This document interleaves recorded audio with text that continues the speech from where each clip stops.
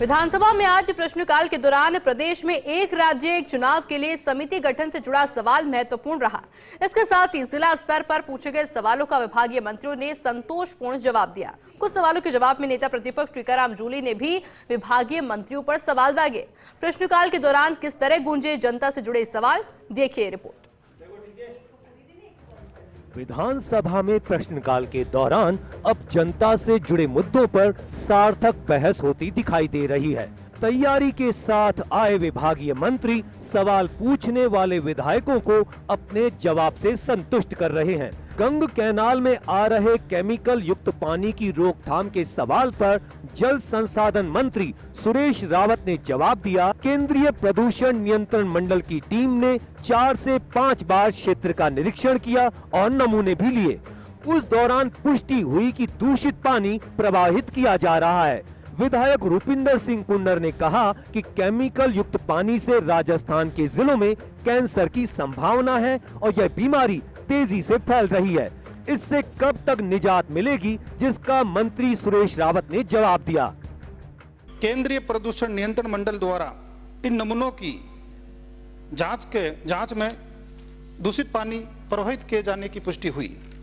केंद्रीय प्रदूषण नियंत्रण मंडल ने पत्र दिनांक 10/11/2014 द्वारा सर्वेक्षण में प्रदूषित पानी की पुष्टि होने पर पंजाब नियंत्रण मंडल को प्रदूषण के मुख्य स्रोतों का विस्तृत विवरण देते हुए सीवरेज ट्रीटमेंट प्लांट की कैपेसिटी बढ़ाने, स्थापित ट्रीटमेंट प्लांट की क्षमताओं को पूर्ण उपयोग करने तथा एक घोषित शोधित सीवरेज सतलुज नदी में प्रवाहित नहीं किए जाने के निर्देश दिए गए।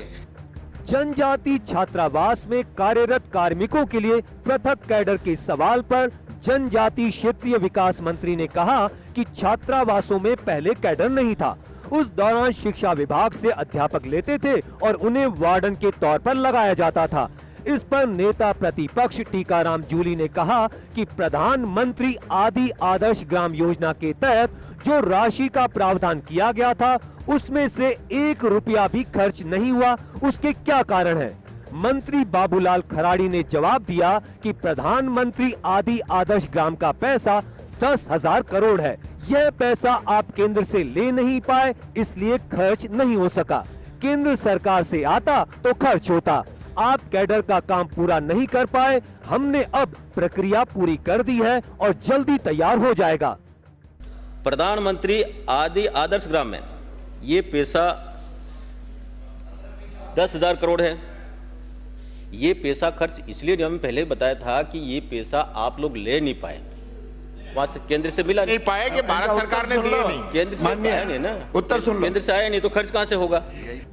रावी और व्यास नदी से पानी लाने की योजना पर विधायक कालीचरण सराफ ने सवाल किया।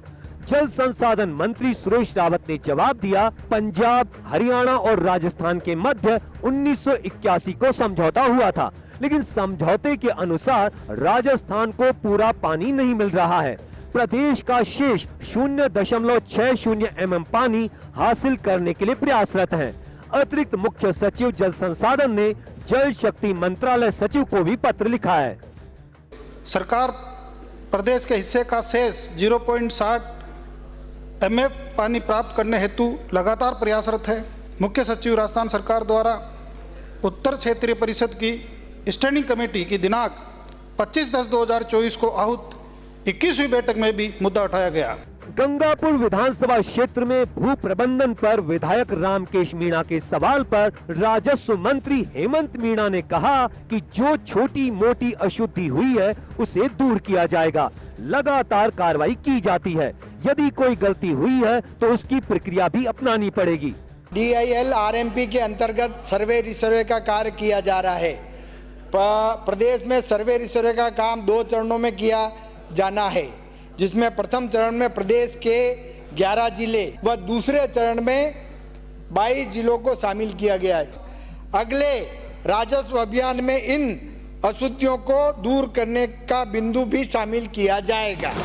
खानपुर विधानसभा क्षेत्र में पेयजल योजना वंचित गांव के सवाल पर जलदाय मंत्री कन्हैयालाल चौधरी ने आश्वस्त किया कि जिन गांवों में पेयजल समस्या है उसे दूर किया जाएगा। विधायक सुरेश गुर्जर ने कहा कि कई गांवों में पानी नहीं पहुंच रहा है, लोग परेशान हो रहे हैं। क्या सरकार इसकी जांच कराएगी? क्या इसके लिए कमेटी गठित करेगी? जलदाय मंत्री ने माना कि कुछ गांवों को जल जीवन मिशन से जोड़ने के बाद भी पानी नहीं आ रहा है, प्रेशर की कमी है। मैं माननीय सदस्य को आश्वस्त करना चाहता हूं कि मेरे अधिकारियों की टीम बना के जहां पानी नहीं आ रहा आपको साथ में लेते हैं, उनकी जांच कर लेंगे और मैं सुनिश्चित करूंगा कि हर घर में जितने कनेक्शन जो जाने दिए थे उनके अंदर सब में प्रेशर से पानी आए, ये 100% हम व्यवस्था करेंगे। विधानसभा में आज प्रश्नकाल के दौरान विभागीय मंत्रियों ने अपने जवाब से सवाल लगाने वाले विधायकों को संतुष्ट तो किया ही, साथ ही इस बात के लिए आश्वस्त भी किया कि जिन मामलों में विभागीय अधिकारियों की गलती है उन पर कार्रवाई की जाएगी। जनता के मुद्दों पर जनता के लिए किसी प्रकार की कोई कोर कसर नहीं छोड़ी जाएगी। देखने वाली बात यह रहेगी कि जिस तरीके से पिछले 3 दिन से विधानसभा में प्रश्नकाल बेहतर तरीके से संपादित हो रहा है और जनता के मुद्दे उठ रहे हैं, आगे भी यही व्यवस्था रहेगी क्या? कैमरामैन साहिल के साथ Vinod Singh Chauhan, First India News, Jaipur.